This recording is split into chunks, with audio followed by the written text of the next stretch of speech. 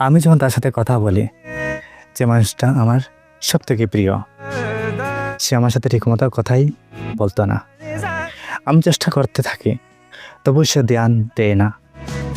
সবসময় আমাকে স্টার করতে হতো, তারপরে তার কোনো রেসপন্স পাওয়া যেত না।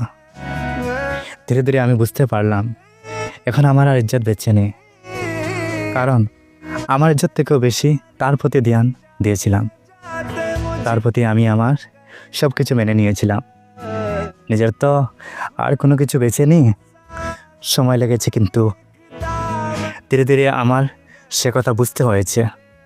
ভালোবাসাটাও ভালো, কিন্তু নিজের ইজ্জতটাও অত্যন্ত জরুরি।